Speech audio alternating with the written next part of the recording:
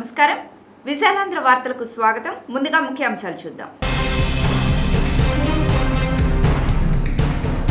అంగన్వాడీల ఉద్యమ హోరు, దద్దరిల్లిన కలెక్టరేట్లు. బైజూస్ అక్రమాలపై సిట్టింగ్ జడ్జితో విచారణ, ఏఐఎస్ఎఫ్ నేత శివారెడ్డి డిమాండ్. కొనసాగుతున్న మున్సిపల్ సమ్మె, అనేక చోట్ల ఉద్రిక్తత.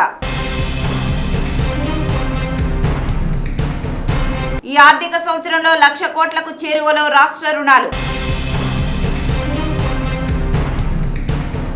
పొత్తుల కోసం కుటుంబాలను చీలుస్తారు సీఎం జగన్. దీక్షల విరమణ ప్రారంభం, ఇంద్రకీలాద్రికి పోటెత్తిన భవానీలు. 24 గంటల్లో భారీ సంఖ్యలో కరోనా కేసులు. అదానీ హిడెన్బర్గ్ వివాదంపై సెబీ దర్యాప్తులో జోక్యానికి సుప్రీం నిరాకరణ. ఈడీ విచారణకు కేజ్రీవాల్ మరోసారి గైర్హాజరు. సేవలపై రైల్వే నుంచి సూపర్ యాప్. రోగి నిరాకరిస్తే ఐసీయూలో చేర్చుకోరాదు, కేంద్రం మార్గదర్శకాలు జారీ. అమరావతి కేసుల విచారణ ఏప్రిల్కు వాయిదా. వైసీపీ ప్రజా వ్యతిరేక విధానాలపై పోరాడుతా ఎమ్మెల్యే ఆర్కే. చమురు ధరలు తగ్గవు, పెట్రోలియం మంత్రి హర్దీప్ సింగ్ స్పష్టీకరణ. నష్టాల్లో మార్కెట్ సూచీలు, లాభాల్లో అదానీ షేర్లు. ఇక వివరాలేంటో చూద్దాం. సమస్యలను పరిష్కరించాలంటూ ఏపీ వ్యాప్తంగా అంగన్వాడీ కార్యకర్తలు చేపట్టిన ఉద్యమం రోజురోజుకు ఉధృతమవుతోంది. తమ డిమాండ్ల పరిష్కారంలో ప్రభుత్వ వైఖరిని నిరసిస్తూ బుధవారం కలెక్టరేట్ల ఎదుట బైఠాయించారు. ఈ నిరసన కార్యక్రమం అనేక చోట్ల ఉద్రిక్తతకు దారితీసింది. కాకినాడ కలెక్టరేట్ వద్ద హైటెన్షన్ వాతావరణం నెలకొంది. నగరంలో ఇవాళ సీఎం జగన్ బహిరంగ సభ నేపథ్యంలో అంగన్వాడీలు కలెక్టరేట్ వద్ద రోడ్డుపై బైఠాయించారు. జిల్లా నలుమూలల నుంచి సుమారు 3,000 మంది ఈ ఆందోళనలో పాల్గొన్నారు. శ్రీ సత్యసాయి జిల్లా పుట్టపర్తి గణేష్ సర్కిల్ వద్ద ఆందోళన చేస్తున్న వారిని పోలీసులు అడ్డుకున్నారు. ఎన్టీఆర్ జిల్లా నందిగామ నియోజకవర్గం నుంచి చెలో కలెక్టరేట్కు బయలుదేరిన వారిని పోలీసులు అరెస్టు చేశారు. మంగళవారం రాత్రే అంగన్వాడీ కార్యకర్తలు ఏఐటీయూసీ, సిఐటియు నేతలకు నోటీసులు జారీ చేశారు. చెలో కలెక్టరేట్ కార్యక్రమానికి వెళ్తే కేసులు నమోదు చేస్తామని హెచ్చరికలు జారీ చేశారు. అయినప్పటికీ వాటన్నింటినీ లెక్క చేయకుండా అంగన్వాడీలు కదం తొక్కారు. బైజూస్ సంస్థ యాజమాన్య అవినీతి అక్రమాలపై సిట్టింగ్ జడ్జితో విచారణ జరిపించి ఆ సంస్థతో రాష్ట్ర ప్రభుత్వం చేసుకున్న ఒప్పందాన్ని వెంటనే రద్దు చేయాలని డిమాండ్ చేస్తూ ఏఐఎస్ఎఫ్, ఏఐవైఎఫ్ ఆధ్వర్యంలో నంద్యాల చెక్పోస్టులోని బైజూస్ ట్యూషన్ సెంటర్ ముందు ధర్నా నిర్వహించారు. రాష్ట్ర వ్యాప్తంగా విద్యార్థులకు సబ్జెక్ట్స్ ని అర్థం చేసుకోవడానికి బైజూస్ ట్యూషన్ పాయింట్స్ ని బైజూస్ సంస్థ ఏర్పాటు చేసింది. ప్రతి విద్యార్థి దగ్గర నుండి 15,000 రూపాయలు కట్టించుకొని అడ్మిషన్ చేసుకున్నారు. ఎవరైనా ఒక నెల తర్వాత తరగతులు వద్దనుకుంటే వాళ్ల ఫీజులు మొత్తం వాపసు చేస్తామని బైజూస్ ప్రతినిధులు తల్లిదండ్రులకు చెబుతున్నారు. ఎవరైనా తల్లిదండ్రులు ఒకేసారి 6,000 రూపాయల ఫీజులు చెల్లించలేనప్పుడు బజాజ్ ఫైనాన్స్ ద్వారా ఈఎంఐ రూపంలో ప్రతి నెల 5,000 నుండి 6,000 రూపాయల వరకు సౌకర్యం కల్పించిందని చెప్పారు. బైజూస్ అనేది దేశంలో దివాలా తీసిన సంస్థ. ఇప్పటికే బైజూస్ మీద మనీ లాండరింగ్ కేసులు కూడా నమోదై ఉన్నాయి. 9,200 కోట్ల రూపాయలు ఇతర దేశాలకు మనీ లాండరింగ్ చేశారు. అటువంటి సంస్థతో రాష్ట్ర ప్రభుత్వం ఒప్పందం చేసుకోవడం చాలా దుర్మార్గమని తెలుస్తోంది. ట్యాబుల పేరుతో కోట్లాది రూపాయలు ప్రభుత్వం దుర్వినియోగం చేస్తున్నదని తెలిపారు. విద్యార్థులకు నష్టం కలిగిస్తూ తల్లిదండ్రుల దగ్గర నుండి లక్షల రూపాయలు వసూలు చేస్తున్న బైజూస్ సంస్థ యాజమాన్యంతో రాష్ట్ర ప్రభుత్వం ఒప్పందం చేసుకోవడం దుర్మార్గమని, ఈ ఒప్పందాన్ని వెంటనే రద్దు చేయాలని డిమాండ్ చేశారు. పురా నగరపాలక సంస్థల్లో పారిశుద్ధ్య ఇంజనీరింగ్ కార్మికులు చేస్తున్న నిరవధిక సమ్మెపై ప్రభుత్వం ఉక్కుపాదం మోపుతోంది. ప్రత్యామ్నాయ ఏర్పాట్లు చేయడం, అధికారులతో కార్మికులను బెదిరించడం ద్వారా ఉద్యమాన్ని విచ్ఛిన్నం చేయాలని ప్రయత్నిస్తోంది. కడపలో పారిశుద్ధ్య కార్మికులు పోలీసుల మధ్య జరిగిన తోపులాటతో ఉద్రిక్తత చోటు చేసుకుంది. తమ సమస్యల పరిష్కారం కోసం గత 10 రోజులుగా పారిశుద్ధ్య కార్మికులు సమ్మె కొనసాగిస్తున్నారు. ఈ నేపథ్యంలో బుధవారం ఉదయం మున్సిపల్ అధికారులు చెత్త వాహనాలను బయటకు తీసుకుని వెళ్తుండగా కార్మికులు వారిని అడ్డుకున్నారు. సమ్మె చేస్తున్న సమయంలో వాహనాలను ఎలా బయటకు తీసుకువెళ్తారంటూ అధికారులను ప్రశ్నించారు. దీంతో మున్సిపల్ అధికారులు పోలీసులకు సమాచారం ఇచ్చారు. ఘటనా స్థలానికి చేరుకున్న పోలీసులు పారిశుద్ధ్య కార్మికులను అదుపులోకి తీసుకున్నారు. ఈ క్రమంలో పోలీసులు పారిశుద్ధ్య కార్మికులకు మధ్య తోపులాట జరిగింది. దీంతో అక్కడ ఉద్రిక్త పరిస్థితి ఏర్పడింది. కార్మికులను పోలీసులు బలవంతంగా వాహనాల్లోకి ఎక్కించి పిఎస్కు తరలించారు. ఈ సందర్భంగా కార్మిక సంఘం నాయకుడు రవి మాట్లాడుతూ న్యాయమైన సమస్యల సాధనకు తాము సమ్మె చేస్తుంటే పోలీసులు అడ్డుకోవడం తగదని ఆవేదన వ్యక్తం చేశారు. జగన్ ప్రభుత్వాన్ని ఇంటికి సాగనంపుతామని హెచ్చరించారు. రికార్డు అప్పులతో రాష్ట్రం దూసుకెళ్తోంది. 2024లో ప్రవేశించిన రెండో రోజే 3,000 కోట్ల రుణం సమీకరించింది. 8 ఏళ్ల కాల పరిమితితో తిరిగి చెల్లించేలా 7.74% వడ్డీతో 1,000 కోట్లు, 12 ఏళ్ల కాల పరిమితితో 7.74% వడ్డీకే మరో 1,000 కోట్లు తీసుకుంది.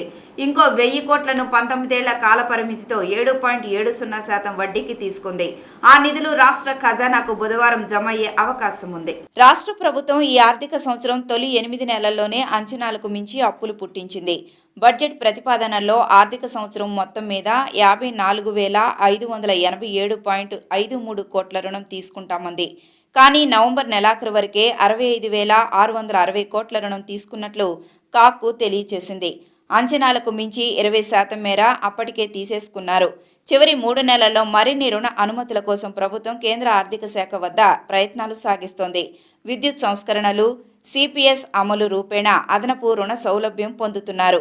కార్పొరేషన్ల ద్వారా తీసుకున్న రుణాలెంతో స్పష్టం చేయలేదని కాక్ తన నివేదికల్లో ప్రశ్నించింది. రానున్న ఎన్నికల్లో ఎలాగైనా అధికారం చేపట్టాలని కొందరు కాచు కూర్చున్నారని ముఖ్యమంత్రి వైఎస్ జగన్మోహన్ రెడ్డి అన్నారు.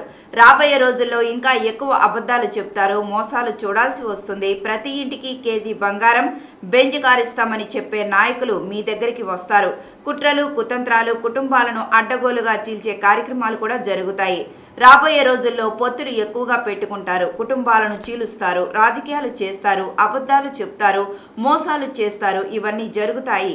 అందువల్ల అప్రమత్తంగా ఉండాలని ప్రజలను సీఎం కోరారు. కాకినాడలోని రంగరాయ మెడికల్ కాలేజ్ గ్రౌండ్స్ లో బుధవారం నిర్వహించిన బహిరంగ సభలో వైఎస్ఆర్ పెన్షన్ కానుక పెంపు కార్యక్రమాన్ని ప్రారంభించిన అనంతరం జగన్ మాట్లాడుతూ చంద్రబాబు హయాంలో పెన్షన్ తీసుకోవాలంటే లంచం ఇస్తే తప్ప పని జరిగేది కాదని, జన్మభూమి కమిటీల ద్వారా అర్హులను నిర్ణయించేవారని దుయ్యబట్టారు. చంద్రబాబు, పవన్ కలిసి 2014లో ఎన్నో హామీలు ఇచ్చారు. పేదవారికి 3 సెంట్ల భూమి ఇస్తామని హామీ ఇచ్చి 1 సెంటు కూడా ఇవ్వలేదని మండిపడ్డారు. చంద్రబాబు అవినీతిపై దత్తపుత్రుడు ఎందుకు మాట్లాడరు? ప్రశ్నిస్తానన్న దత్తపుత్రుడు కనీసం లేఖ కూడా రాయలేదు. చంద్రబాబు అవినీతిలో పవన్ కూడా భాగస్వామే. చంద్రబాబు అవినీతిపై ఎల్లో మీడియా ఏమీ రాయదు.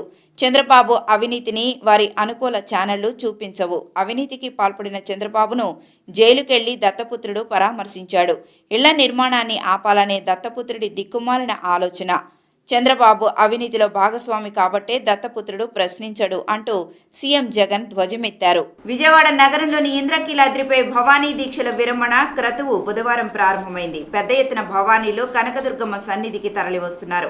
దీంతో ఆలయ పరిసరాల్లో రద్దీ నెలకొంది. భవానీలు గిరి ప్రదక్షిణ చేసి వినాయకుని గుడి నుంచి దర్శనం, క్యూ లైన్లో ప్రవేశించేందుకు వీలుగా అధికారులు ఏర్పాట్లు చేశారు. భవానీలు ఇరుముడిని అమ్మవారికి సమర్పించిన అనంతరం మల్లేశ్వరాలయం మెట్ల మార్గం ద్వారా మల్లికార్జున మహామండప ప్రాంగణానికి చేరుకుంటారు. ఆ తర్వాత హోమగుండాల్లో నేతి కొబ్బరికాయను సమర్పించి గురుస్వామి వద్ద మాల తీయడంతో దీక్షా విరమణ ప్రక్రియ పూర్తవుతుంది. ఈ నెల 7వ తేదీ వరకు నిర్వహించే ఈ కార్యక్రమానికి సుమారు 5 లక్షల మంది దీక్షాదారులు తరలివస్తారని అధికారులు అంచనా వేస్తున్నారు. దేశంలో కరోనా వైరస్ వ్యాప్తి కొనసాగుతోంది. రోజురోజుకు కోవిడ్ కేసులు భారీగా పెరుగుతున్నాయి. తాజాగా 24 గంటల వ్యవధిలో 600కు పైనే కొత్త కేసులు నమోదయ్యాయి. కేంద్ర ఆరోగ్య మంత్రిత్వ శాఖ వెల్లడించిన వివరాల ప్రకారం మంగళవారం ఉదయం 8 గంటల నుంచి బుధవారం 8 గంటల వరకు 24 గంటల వ్యవధిలో 602 కరోనా కేసులు బయటపడ్డాయి. తాజా కేసులతో కలిపి దేశంలో ప్రస్తుతం క్రియాశీల కేసుల సంఖ్య 4,440కి చేరుకుంది. ఇక నిన్న ఒక్కరోజే 5 మరణాలు నమోదయ్యాయి. దీంతో కరోనా కారణంగా మరణించిన వారి సంఖ్య 5,33,371కి పెరిగింది. దేశంలో ఇప్పటి వరకు 4,44,77,272 మంది వైరస్ నుంచి కోలుకున్నారు. భారత్లో కరోనా సబ్ వేరియంట్ JN.1 చాప కింద నీరులా విస్తరిస్తోంది. దేశంలో ఈ తరహా కేసులు తాజాగా 200 దాటాయి. కేరళలో ఏకంగా 133 JN.1 కేసులు బయటపడ్డాయి. ఆ తర్వాత గోవాలో 51, గుజరాత్లో 34, ఢిల్లీలో 16, కర్ణాటకలో 8, మహారాష్ట్రలో 9, రాజస్థాన్లో 5, తమిళనాడులో 4, తెలంగాణలో 2, ఒడిశాలో 1 కేసు నమోదైనట్లు వెల్లడించింది. అదానీ హిడెన్బర్గ్ వివాదం విషయంలో బుధవారం సుప్రీంకోర్టు కీలక ఆదేశాలు ఇచ్చింది. దీనికి సంబంధించి సెబీ చేస్తున్న దర్యాప్తులో జోక్యం చేసుకోవడానికి నిరాకరించింది. అదానీ గ్రూప్ తన షేర్లలో అవకతవకలకు పాల్పడుతోందని, ఖాతాల్లోనూ మోసాలు చేస్తోందంటూ హిడెన్బర్గ్ ఇచ్చిన నివేదిక తీవ్ర దుమారానికి దారితీసిన విషయం తెలిసిందే. ఇందుకు సంబంధించి దాఖలైన అనేక పిటిషన్లను సుప్రీంకోర్టు విచారించింది. 4 పిటిషన్లలో తీర్పును వెలువరించింది. ఈ కేసు విచారణను సెబీ నుంచి సిట్కు బదిలీ చేయడానికి తగిన ఆధారాలు లేవని వెల్లడించింది. మద్యం కుంభకోణం కేసులో ఎన్ఫోర్స్మెంట్ డైరెక్టరేట్ ఈడీ విచారణకు ఢిల్లీ ముఖ్యమంత్రి అరవింద్ కేజ్రీవాల్ మళ్లీ గైర్హాజరయ్యారు. విచారణకు హాజరు కావడం లేదని ఈడీకి బుధవారం ఆయన సమాచారం ఇచ్చారు. ఈ నోటీసులు అక్రమమని, కేజ్రీవాల్ను అరెస్టు చేసే ఉద్దేశంతోనే వాటిని ఇచ్చారని ఆప్ ఆరోపించింది. కేజ్రీవాల్కు ఇప్పటి వరకు 3 సార్లు ఈడీ నోటీసులు ఇచ్చింది. ఈరోజు ఆయన విచారణకు హాజరు కావాల్సి ఉంది. కానీ తాను రావడం లేదని ఈడీకి ముఖ్యమంత్రి సమాచారం ఇచ్చారు. దర్యాప్తు సంస్థకు సహకరించడానికి కేజ్రీవాల్ సిద్ధంగా ఉన్నారు. ఎన్నికలు సమీపిస్తున్న తరుణంలో ఈ నోటీసులు ఎందుకు పంపించారు? ఎన్నికల్లో ప్రచారం చేయకుండా అడ్డుకునే ప్రయత్నం ఇది. ఆయన్ను అరెస్టు చేసే ఉద్దేశం కనిపిస్తోందని ఆప్ పేర్కొంది. ఈ కేసులో ఇప్పటికే సిబిఐ కేజ్రీవాల్ను విచారించిన విషయం తెలిసిందే. రైల్వే సేవలన్నింటినీ కలిపి ఒకే చోట అందించేందుకు భారతీయ రైల్వే సిద్ధమవుతోంది. ఇందుకోసం ఓ సూపర్ యాప్ను అభివృద్ధి చేస్తోంది. రైలు టికెట్ బుకింగ్తో యాప్, ఫిర్యాదులకు మరో యాప్, జనరల్ టికెట్లు తీసుకోవడానికి ఇంకో యాప్. ఇవి కాకుండా train running status, PSR status తెలుసుకోవడానికి రైల్వేతో పాటు ఇతర యాప్స్ అందుబాటులో ఉన్నాయి. భారతీయ రైల్వేకు సంబంధించిన అన్ని రకాల సేవలను ఒకే చోట అందించడం ఈ యాప్ ముఖ్య ఉద్దేశం. ఇందుకోసం రైల్వే శాఖ 90 కోట్లు వెచ్చించనున్నట్లు ఎకనామిక్ టైమ్స్ పేర్కొంది. రైల్వే మంత్రిత్వ శాఖకు చెందిన centre for railway information system దీన్ని అభివృద్ధి చేస్తున్నట్లు తెలిసిందే. దీనివల్ల యూజర్లు పలు యాప్లు డౌన్లోడ్ చేసుకునే ఇబ్బంది ఉండదని, రైల్వేకు సంబంధించిన సర్వీసులన్నీ ఒకే చోట లభిస్తాయని రైల్వే వర్గాలు తెలిపాయి. యూజర్ల ఫీడ్బ్యాక్ ఆధారంగా యాప్ను తీర్చిదిద్దాల్సిన అవసరం ఉందని పేర్కొన్నాయి. తీవ్ర స్థాయిలో అనారోగ్యం పాలైన వారు కానీ, వారి బంధువులు కానీ చికిత్సకు నిరాకరిస్తే ఆ రోగులను ఆసుపత్రుల యాజమాన్యాలు ఐసీయూల్లో చేర్చుకోకూడదు. ఈ మేరకు కేంద్ర ఆరోగ్య శాఖ మార్గదర్శకాలు జారీ చేసింది. 24 మంది నిపుణులు వీటిని రూపొందించారు. తీవ్ర వ్యాధి లేదా అనారోగ్యంతో మరణం అంచులకు చేరిన వారికి మరే ఇతర చికిత్స లేనప్పుడు, ప్రస్తుత చికిత్సతో వారి ఆరోగ్యం ఏమాత్రం మెరుగుపడే అవకాశం లేనప్పుడు వారిని ఐసీయూల్లో ఉంచడం వృధా. ఐసీయూ చికిత్సలు వద్దనుకునేవారు ఆ మేరకు లివింగ్ విల్ రాసిన వారిని ఆ విభాగంలో చేర్చుకోకూడదు. మహమ్మారులు, విపత్తుల సమయంలో పరిమిత వనరులు వంటి అంశాలను పరిగణలోకి తీసుకొని ఐసీయూల్లో రోగులను ఉంచే అంశంపై నిర్ణయం తీసుకోవాల్సి ఉంటుంది. ఇటీవలి కాలంలో మానసిక చేతనలో మార్పులు రావడం, రక్త ప్రసరణ వ్యవస్థలో అస్థిరత, శ్వాస వ్యవస్థకు తోడ్పాటు అవసరమైన వారు, తీవ్ర అనారోగ్యం కారణంగా నిశిత పర్యవేక్షణ అవసరమైన రోగులు, ఏదైనా అవయవానికి తోడ్పాటు అవసరం కావడం, అవయవ వైఫల్యం, ఆరోగ్య పరిస్థితి క్షీణించే అవకాశం ఉన్న వ్యాధులతో బాధపడే వారిని ఐసీయూలో చేర్చుకోవాలి. గుండె సమస్య లేదా శ్వాసకోశ వ్యవస్థ పనితీరులో హెచ్చుతగ్గులు, పెద్ద స్థాయి శస్త్రచికిత్స చేయించుకొని ఉండడం వంటివి కూడా ఐసీయూలో చేర్చుకోవడానికి కారణాలుగా పరిగణించాలి. ఐసీయూ కోసం నిరీక్షణలో ఉన్న రోగుల రక్తపోటు, శ్వాస రేటు, హృదయ స్పందన, శ్వాస తీరు, ఆక్సిజన్ శాచ్యురేషన్, మూత్ర పరిమాణం, నాడీ వ్యవస్థ పనితీరు వంటి వాటిని పరిశీలించి నిర్ణయం తీసుకోవాలని తెలిపింది. రాజధాని అమరావతికి సంబంధించిన కేసుల విచారణను సుప్రీంకోర్టు ఏప్రిల్కు వాయిదా వేసింది. ఈ నెలలోని నాన్ మిస్లేనియస్ డేలో వాదనలు వింటామని న్యాయమూర్తి జస్టిస్ సంజీవ్ ఖన్నా, జస్టిస్ దీపాంకర్ దత్తాతో కూడిన ధర్మాసనం స్పష్టం చేసింది. ఏపీ రాజధానిగా అమరావతిని కొనసాగించాలంటూ రాష్ట్ర హైకోర్టు 2022 మార్చిలో తీర్పు వెలువరించింది. మాస్టర్ ప్లాన్ ప్రకారం చేయాల్సిన పనులపై కాల పరిమితి విధిస్తూ ఆదేశాలు ఇచ్చింది. ఉన్నత న్యాయస్థానం తీర్పును సవాల్ చేస్తూ ఏపీ ప్రభుత్వం సుప్రీంకోర్టును ఆశ్రయించింది. దీనిపై పలుమార్లు వాదనలు జరిగాయి. ఈ క్రమంలో ఏపీ హైకోర్టు విధించిన కొన్ని గడువులపై జస్టిస్ కేఎల్ జోసెఫ్ నేతృత్వంలోని ధర్మాసనం స్టే విధించింది. అయితే అమరావతి రాజధాని అనే విషయంపై మాత్రం స్టే ఇచ్చేందుకు నిరాకరించింది. కాంగ్రెస్ లో చేరిన తర్వాత వైసీపీ ప్రభుత్వ ప్రజా వ్యతిరేక నిర్ణయాలపై ఖచ్చితంగా పోరాటం చేస్తానని ఎమ్మెల్యే ఆళ్ల రామకృష్ణారెడ్డి అన్నారు. మంగళగిరిలో తన అనుచరులతో బుధవారం ఆయన సమావేశమయ్యారు. ఈ సందర్భంగా ఆర్కే మాట్లాడుతూ అమరావతికి వ్యతిరేకంగా న్యాయస్థానాల్లో ఎప్పుడూ కేసులు వేయలేదన్నారు.